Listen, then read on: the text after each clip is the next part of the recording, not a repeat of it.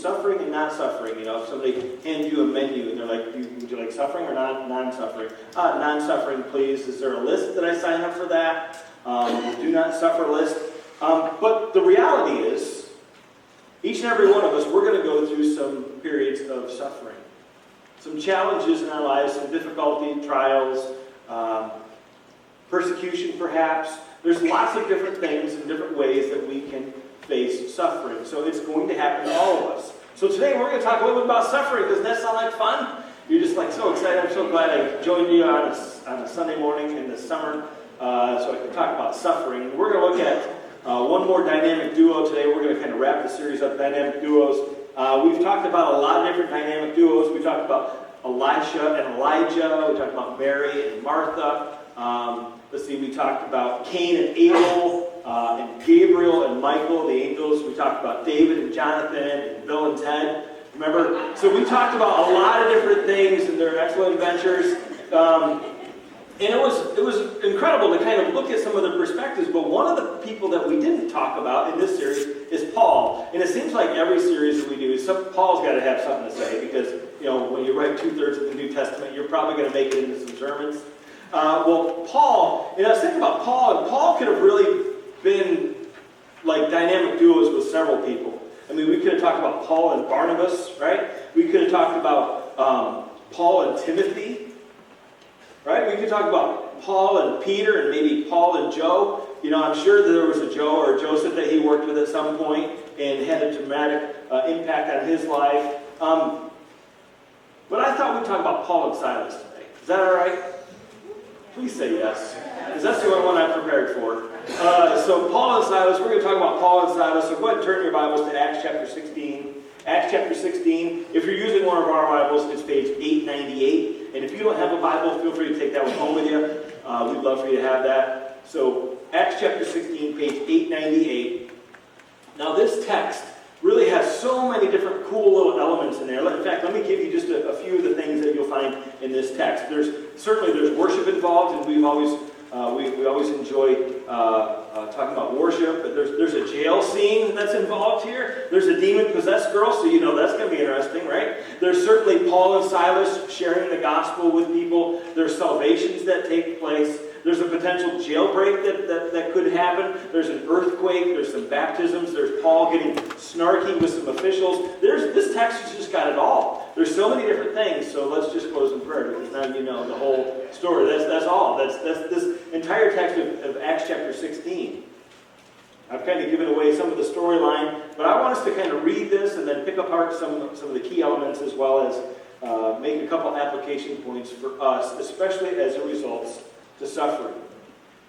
So in Acts chapter 16, beginning of verse 16, says this: Once when we, by the way, the we, notice this is in first person narrative. Luke is the author of the book of Acts, so he kind of travels around with different people, and at this particular time he was traveling around with, obviously, Paul and Silas.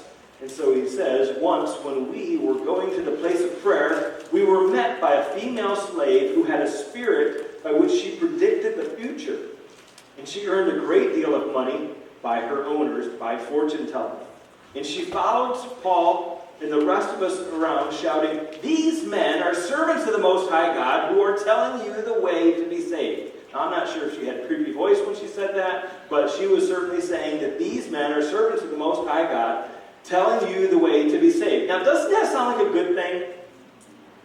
Doesn't it? I mean, I think that sounds like a good thing, that somebody is going around saying, kind of giving a little introduction, as Paul and Silas and the rest of them are walking around, and they're getting this little introduction. Hey, these guys, in case you're curious what they're doing, they're here telling you the way to be saved. I think that would be pretty cool if somebody came around and gave a little introduction. I mean, think about if that happened to you at work, Every time you walked into the room, somebody said something. Hey, this is Bob, and he's going to help you with your taxes, right? So there's a little introduction. Hey, this is Sue, and she's going to help you save some money on your car insurance. Or hey, this is Pete, and he's going to drill holes in your teeth and put metal inside. That would be kind of cool if somebody just kind of came around and gave a little introduction. So you kind of look at this, By the way, we had some dentist appointments this last week, hence the dentist jokes and root canal stuff. So this lady is this demon-possessed woman, and she's telling the people that these men are servants of the Most High God who are telling you the way to be saved. And kind of no big deal. In fact, it's kind of, I mean, think about it. This is a demon-possessed girl, and she is saying, these are servants of the Most High God. So they are recognizing that they serve the one true God. I think that's kind of interesting that even she recognized that. In fact, James tells us that even the demons believe in God and they tremble. That doesn't mean that they have a relationship with God. So it's more than just believing something. But they had a relationship with Jesus. And this woman, she's going around saying, these are servants of the Most High God, and they're telling you how to be saved. I think that's just kind of a miraculous thing right there. Doesn't seem like a big deal. But check this out, verse 18 says, she kept this up for many days. And finally, Paul became so annoyed, love that, underlined it in my text, I don't know why. Paul became so annoyed that he turned around and said to the Spirit, in the name of Jesus Christ, I command you to come out of her. And at that moment, the Spirit left her. That's pretty cool, isn't it? I mean, how many of you are a little bit encouraged that Paul got annoyed with somebody? And the text tells us that. You know, two hands, or like the rest of it. Well, not really, but yeah, he gets annoyed. He's like, man, this lady is driving me crazy. And all of these people 2,000 years later are going to be reading this. But she was annoying to the Apostle Paul, and even the great Apostle Paul, you know, is annoyed by her. But then he does something nice for her, right, and removes a demon. That seems like a pretty nice thing to do by somebody that you're annoyed with, right? And I'm sure there's an application point in there somewhere. Perhaps it's this, that annoying people are demon-possessed, and you should try to remove the demon. You know, I don't know, maybe that's... Try that at work sometime. Let me know how it goes. You know, Frank, you're really getting on my nerves today. I think you might have a demon. So we should probably get that taken care of. I don't know. That's probably not. Well, this doesn't go very well with the girl's owners. You know, she's a real moneymaker for them. And now that gig is kind of over. And so we read this in verse 19. It says, when her owners realized that their hope of making money was gone, they seized Paul and Silas and dragged them into the marketplace to face the authorities. And they brought them before the magistrates and said, these men are Jews and they are throwing our city into an uproar by advocating customs unlawful for us Romans to accept or to practice. By the way, don't you think that's pretty cool?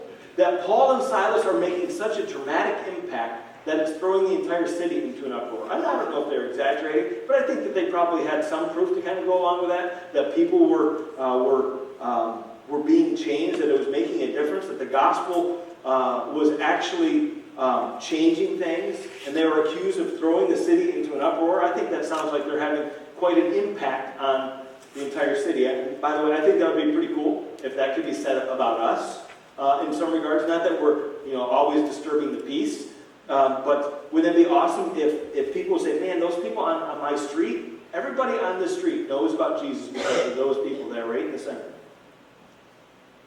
I think that'd be pretty cool. Well, the whole city is being put in an uproar because of Paul and Silas and their testimony, because they're telling people how to be saved. Remember? Verse 22 says this. It says that the crowd joined in the attack against Paul and Silas. And the magistrates ordered them to be stripped and to be beaten with rods. And after they had been severely flogged, they were thrown into prison. And the jailer was commanded to guard them carefully. And when he received these orders, he put them in the inner cell and fastened their feet in the stocks. So just kind of picture this. I mean, Paul and Silas, they're doing the will of God. Let me say that again. Paul and Silas are doing the will of God. They're sharing the gospel. They're doing exactly what God has called them and commanded them to do. And yet, where does it lead them? Next thing you know, they're arrested. They're beaten severely. They're thrown into prison. They're placed in the stocks. They can't even move around. Their freedom is gone at this point. Can I just say that this kind of really flies in the face of the prosperity gospel and of those who teach that, man, if you just follow Jesus, everything is going to be great. You'll never have any more problems. That everything is just going to be perfect. You'll never have any more problems. That God is only just going to bless you and grant you success and give you favor. And that if you follow Jesus, you can have your best life now. It's just filled with smiles and rainbows and all the wonderful things of life. But listen, if this were the case, if you're living your best life now, you're going to miss out on the best life that comes after this. You're going to miss out on heaven because the best life is not now, it's later. It happens later. It's not today. It's later. And so if the prosperity gospel were true, then guys like Paul and Silas and Jesus himself, they missed the memo because they suffered greatly because of their faith. And so here we have Paul and Silas. They're arrested and stripped. I mean, that's humiliating, right? They're beaten with rods. That's painful. They were severely flogged, and sometimes this severe flogging could even lead to death.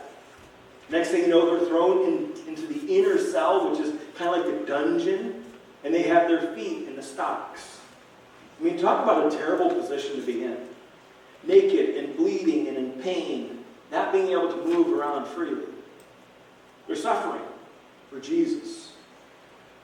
And what does verse 25 say? It says, about midnight. About midnight. And I just wanted to pause right there. About midnight, when things couldn't get any darker. In their darkest moment, in their darkest hour, when things are at their worst, in the middle of a dungeon, in the midst of their pain and their suffering, what is Paul and Silas doing? Check this out, verse 25. About midnight, Paul and Silas were screaming and cursing God, saying, why do you let bad things happen to good people? And all the prisoners were listening to them. That's not what it says. That's not what the text says at all. That's kind of how we would translate it. That's how it happens in our lives when bad things happen. When we go through suffering, we ask that question, well, why do bad things happen to good people? If God is so loving, if God is a God of love, then why is this bad thing happening to me? When we go through suffering, we're not even talking about the suffering that Paul and Silas have gone through. When we go through even minor things, we find ourselves crying out and complaining, and God, why me? And I'm such a victim. And why has all this happened to me? Why couldn't it have happened to somebody else? But that's not exactly what happened with Paul and Silas. How does the verse actually read? It says, about midnight, Paul and Silas were doing what? Praying and singing hymns to God, and the other prisoners were listening to them. I think that's amazing. Paul and Silas are in prison, and they're praying, and they're singing to God. And all the prisoners are listening to them. By the way, I think that sounds kind of obvious that all the prisoners were listening to them, because that's not the type of thing that normally happens, especially at midnight. You know, hey, who's the new guys? You know, they're in here and they're singing songs. Isn't this the guys that had just gotten beaten up and now they're in the middle of the prison, like in the worst possible location, and they're in the stocks and they're singing? And the text tells us that the prisoners were listening. Of course they were listening, because this doesn't just happen. Kind of reminds me of a funny story when I was in jail in high school. Relax, I was visiting. That's what everybody said. I was just visiting. Why were you wearing the orange suit? So I used to go to the jail services with my dad in Belmont once in a while. By the way, when you play the trombone and you take it to jail, they really check that case over. You know, they're just like, what is in there? You know, so I remember the first time I went to a jail service, I was, I don't know, maybe 16 or so in high school, and I went to the jail service, and it's pretty amazing. You know, my dad and I were in the chapel before the inmates came in, and I had no idea what to really expect. And so I'm nervous, you know, I mean, I'm not typically around those people. I mean, church people, yes, kind of similar. But there I am, I'm sitting right up there in the front, and then the door opens up. And you have this line of guys in their orange jumpsuits, wearing their flip-flops, and they come walking in single file, and I kid you not, they're singing, bringing in the thieves, we shall come rejoicing, bringing in the thieves. And now, for those of you that don't know, that is like a spin-off of a hymn called Bringing in the Sheaves, which I didn't know what that meant either. But Bringing in the Thieves, that made sense to me. And there I am, my first jail service, and they're singing Bringing in the Thieves, and I can't even laugh. I'm afraid I'm going to get shanked or something, you know? I'm like, I'm in prison, right? So I'm like, this is hilarious, but I can't even laugh. Singing in prison. Now, I'm not sure what song that Paul and Silas were singing in prison. Maybe it was Bringing in the Thieves. I'm not sure. Probably not. But what I do know is it had everybody's attention. Everybody was listening to Paul and Silas and what was going on. Maybe that's why God brought them right into the center. Maybe that's why he put them right in that center cell. Because other people needed to listen in on what God was doing in their lives. When we read this in verse 26, it says, suddenly there was such a violent earthquake that the foundations of the prison were shaken. And at once all the prison doors flew open and everyone's chains came loose. And the jailer woke up, and when he saw that the prison doors were open, he drew his sword, and he was about to kill himself because he thought that the prisoners had escaped. But Paul shouted, "Don't harm yourself. We're all here." Don't you love that? I mean, so this jailer, he's thinking, man, the prison doors are open. Their chains are off. My prisoners have escaped. And listen, if they escape on my watch, I know what the penalty is. It's death. I'm going to be killed. I'm a dead man. So I might as well just get this over with. Now, if you're Paul and Silas, if you're in that situation, what are you thinking? Here's what I'm thinking. This was an act of God. God doesn't want me in here. God wants me free from this. God caused an earthquake so that the prison doors can fly wide open, and my chains are gone. My chains are gone. I've been set. I don't know if that's what they were singing, but they're thinking, this is what I'm thinking, is, man, my chains are gone. This is my ticket out of here. That's not what happens. I think it's amazing. In fact, I'm wondering what the other prisoners are thinking, because the text tells us that the other prisoners, they stay behind. I think that's miraculous in itself. Perhaps they're thinking, this has been kind of an unusual night. These guys have been getting beat up. They get thrown in here. They're singing. They're praying. We have an earthquake. All of this disruption happens. I just want to see what happens next. Maybe that's what they're thinking. They just want to find out what happens next. However you look at it, Paul and Silas had an impact on everybody in that jail that night. Right there in the center. Verse 29 tells us this, that the jailer called for the lights because they couldn't just turn them on. Some of you teens are like, well, why did they just turn it on? So the jailer called for the lights, and he rushed in, and he fell trembling before Paul and Silas, right there in the center. And then he brought them out and asked, "Sirs, what must I do to be saved?" Isn't that not only the best question ever, but isn't that just incredible that he even asked that question? I mean, earthquake happens, chains fall off, doors open. I would have been asking, why didn't you leave? Why are you still here? That's the type of question we would have asked.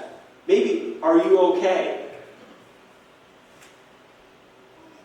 Instead, his first question is, what do I need to do to be saved?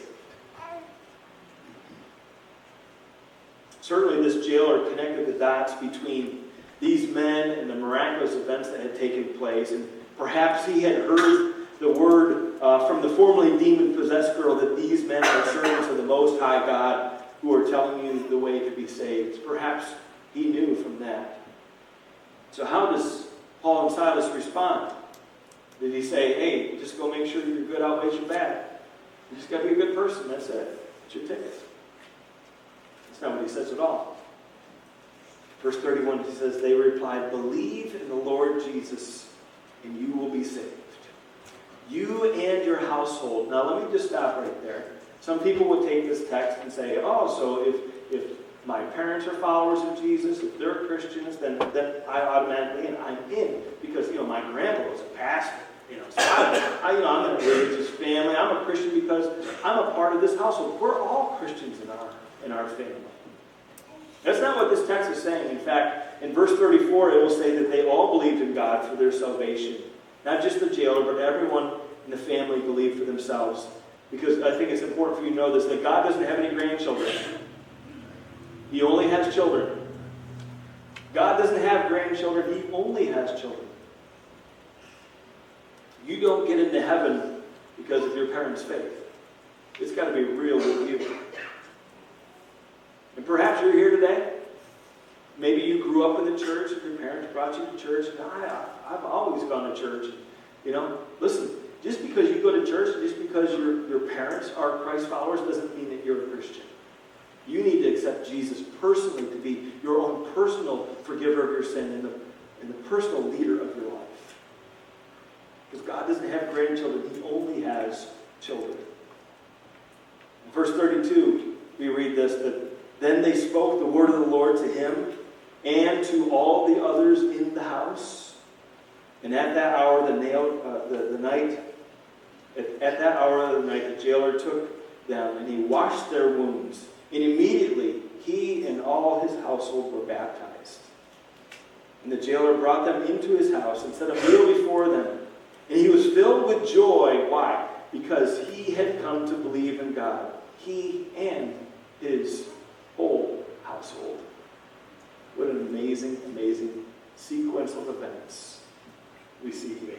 And we could easily just stop right there. There's so much stuff that we could talk in there. But I just kind of want to look at this next section because it's fun. There's something cool in here. In verse 35, it says, when it was daylight, the magistrates sent their officers to the jailer with the order to release those men. Then the jailer told Paul, the magistrates have ordered that you and Silas be released, so now you can leave, go in peace. But Paul said to the officers, they beat us publicly, without a trial, even though we are Roman citizens, and they threw us in prison, and now they want to get rid of us quietly? No. Let them come themselves and escort us out. Don't you just love that? Paul, I'm getting snarky here. And the officers reported this to the magistrates, and when they had heard that Paul and Silas were Roman citizens, they were alarmed. They really should have checked their driver's licenses when they booked them, because it probably would have said something there. Well, they came out of prison. Verse 39 says that they came to appease them and escorted them from prison, requesting that they leave the city. And after Paul and Silas came out of prison, they went to Lydia's house. Lydia, where are you? Lydia, they went to your house. Isn't that awesome? Yeah. I'll be picking some blueberries and went swimming. All right, so they went to Lydia's house where they met with the brothers and sisters and encouraged them. Then they left.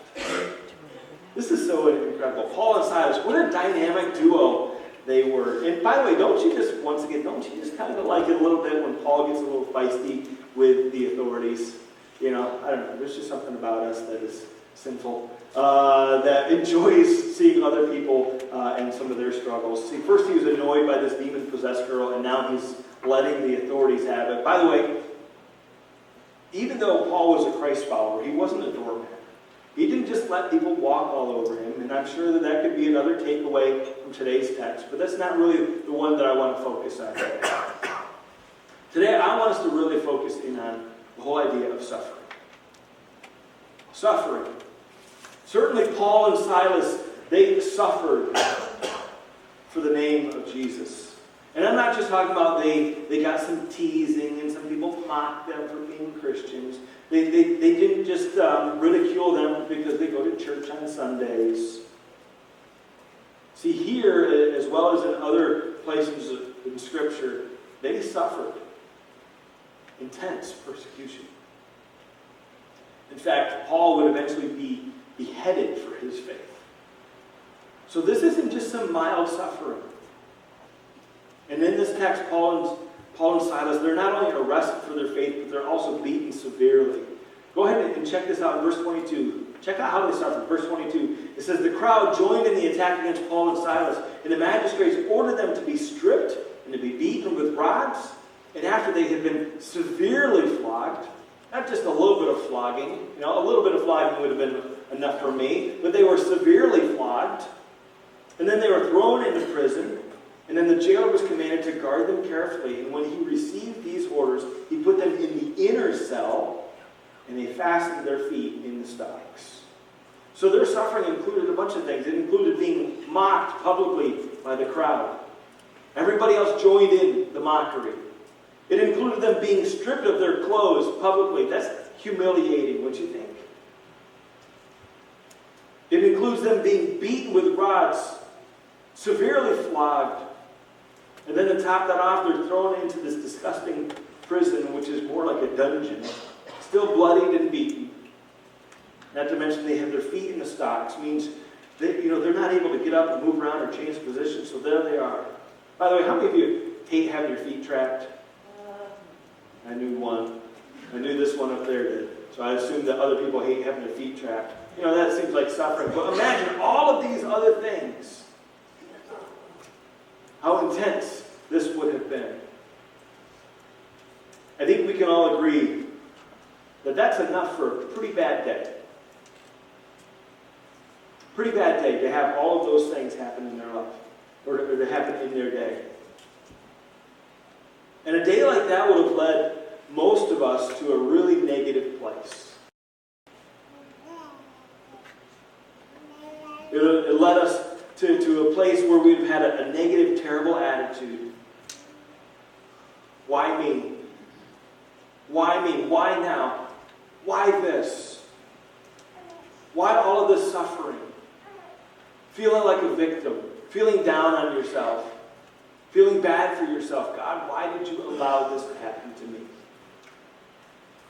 But not Paul and Silas. It led them to a worship experience.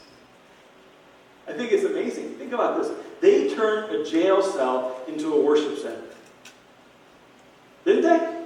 They turned a jail cell into a worship center. Now, how dynamic is that? I think that's incredible. So how does that relate to us? Well, in your notes, here's your first fill-in. Your suffering can lead to worship. Your suffering can lead to worship. You may not think that it can, but listen, I'm telling you, it can. Your suffering can lead to worship. Listen, your circumstances don't need to determine your joy. Your suffering can lead to worship. Listen, suffering stinks. It does. Let's admit it. We all did at the beginning. That we would just assume avoid suffering like the plague. We would rather not have to deal with it. And it stinks. It's miserable. It's real. I've suffered it in my own life, and so have you. But suffering doesn't need to lead to anger, or resentment, or bitterness, or negativity. We don't need to feel like victims all the time. We don't need to fall a victim to the victim syndrome. Poor me, I'm a victim of all of these things. And I'm not trying to minimize the suffering that you've been through. I'm here to tell you that suffering can actually lead to worship. Listen to Psalm 119, verse 71. Listen to what the psalmist says. He says, "It was good for me to be afflicted, so that I might learn your decrees." And then he says in verse 75, just a few verses later, "I know, Lord, that your laws are righteous, and that in faithfulness you have afflicted me. May your unfailing love be my comfort according to your promise to your servant." Did you catch that? The psalmist is saying, listen, it was good for me to be afflicted. It's been good for me to go through trials and to go through difficulty and to face things that I'd rather just assume avoid. In fact, he goes further. He says, it was good for me, God, that you afflicted me.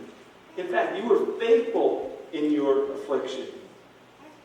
And then he was looking to God to bring him comfort in the middle of that. And when God brings us comfort in the middle of affliction, and we respond according to that, it's called worship.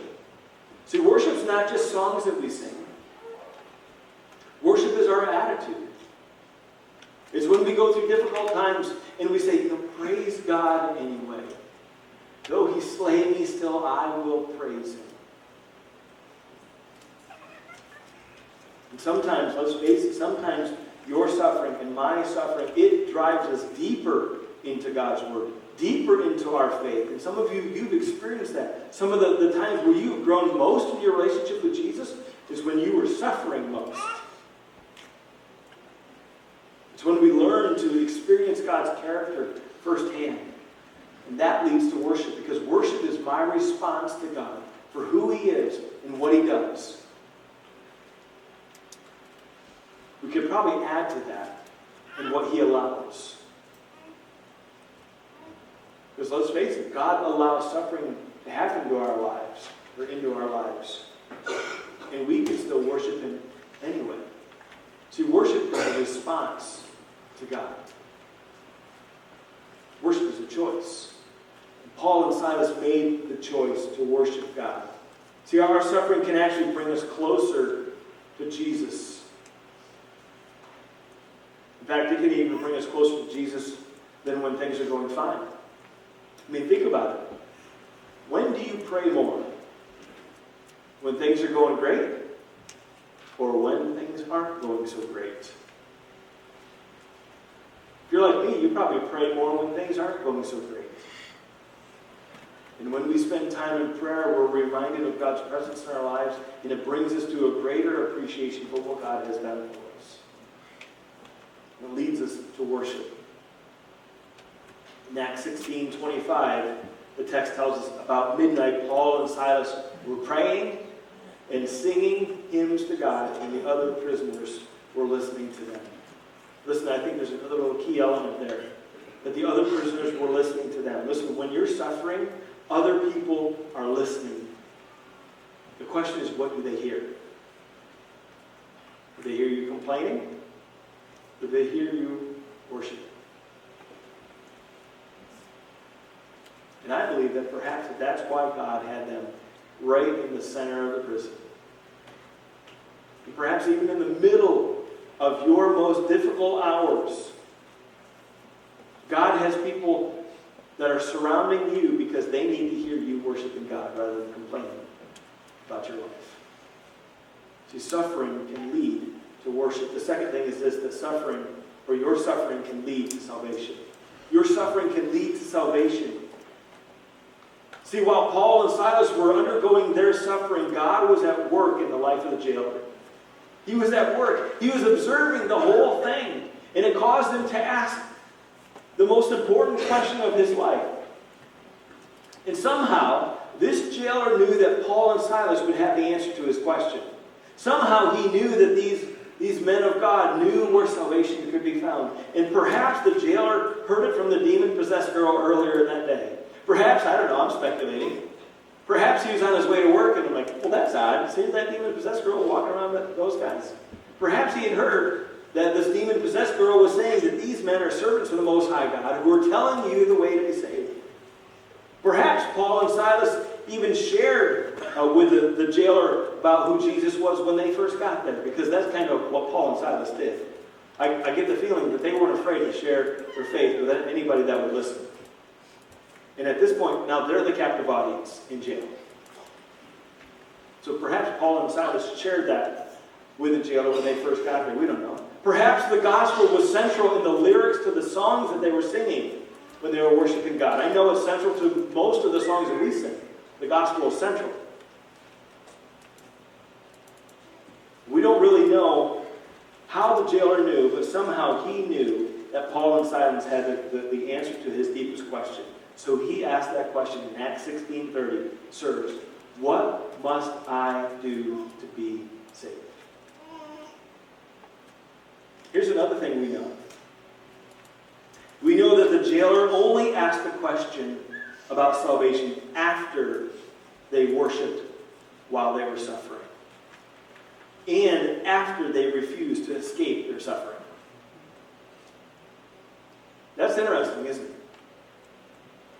It wasn't until after their suffering, and after they were in jail, and after they worshiped, And after they refused to leave when they could have escaped their suffering, that the jailer says, I want to know. Tell me more about salvation. And I tell you this because, perhaps you have friends like this, that you've talked to them about your faith. You've talked to them about salvation before, and they just kind of blown it off. And you thought, well, maybe nothing's going to come of that. But listen, maybe the thing that will cause them to turn around is when they actually see you suffer, and yet you live it out. And you worship in the midst of your suffering. That thing that you would rather just avoid, that thing that you wish that weren't a part of your life, maybe God will actually use that thing most in your midnight hour to point somebody else to Jesus. See, your suffering can lead to salvation. If not your own, perhaps someone else's salvation. So I want you to think about this. You think about the life that you live. You think about all the things that you've gone through. You think about the most painful moments in your life. The things that you wish weren't there. The trials, the tribulations, the persecution, all of those things. And I want you to ask yourself this question. Would you go through, or would you have gone through those things if you knew that it meant the salvation of somebody else? And think about that, even when it comes to the next time, or the current season of suffering that you're in right now. If you knew that this would meant salvation for somebody else, would that change your attitude about how you go through it? See, I've known people that have spent a lot of time in the hospital as a patient, not like as a nurse, but I've known people that have spent a lot of time in the hospital. And when they've gone in, they've asked themselves this question. I wonder who needs to hear about Jesus now. I wonder who needs to hear about Jesus this time. And they've turned their suffering around into an opportunity to share the gospel. They endure suffering, knowing that perhaps God will use their own suffering to turn someone else towards salvation. Here's something else I know. In my line of work, I end up doing a lot of funerals. And I've noticed through the years that people who don't think about God, people that don't think about heaven or spiritual things, hardly ever, they begin to think about all of those things when they're in the middle of suffering. They begin to think about all of those things at the time where there's the death of a loved one, and they're in that season of suffering. Which is why I frequently will pray that God will use the difficulty, use the pain, the tragedy, the loss, whatever it is, to draw them closer to God and to not push them further away. So perhaps the suffering that you're going through, or the suffering that you will go through, or even the suffering you've already gone through, will be used by God to move somebody closer to Jesus, closer to their salvation. See, there's someone else who suffered greatly to bring you salvation. His name is Jesus. He knows a thing or two about suffering. And if you're here today and you've never placed your faith and trust in Christ alone for salvation, today is your day. You need to know that Jesus suffered for you. In fact, he suffered so that you could be healed. Scripture tells us that by his wounds we have been healed. And if you want to know more about that, I'd love to speak with you after the service. We have a prayer team that will be up front after the service. You can also write something on your connection card about what it means to have a relationship with Jesus. Someone who suffered on your behalf. See, Jesus suffered for you and for me. And if Jesus isn't exempt from suffering, then neither are you. So what if God allowed you to go through a season of difficulty, of trials and of suffering, so that he could use your suffering to move somebody one or two steps closer to Jesus? Would that change your perspective? And what if God, and his goal for you and for suffering, wasn't to push you further away, but it was really to draw you closer, to cause you to worship him anyway? See, Paul and Silas turned a prison cell into a worship center at about midnight when things were looking pretty dark. And my prayer is that we'll do the same. My prayer is that we'll be encouraged even when we go through difficulty and suffering, and that perhaps when you go through your next season of suffering or your current season, that you'll have a different perspective on how to handle things when things aren't going so well. Because other people are listening. What do you have to say? See, Paul and Silas, they modeled it for us. And as it turned out, the demon-possessed girl, she was right all along. That these men, Paul and Silas, they were servants of the Most High God who were telling you the way to be saved. And perhaps God will use us to do the same for others.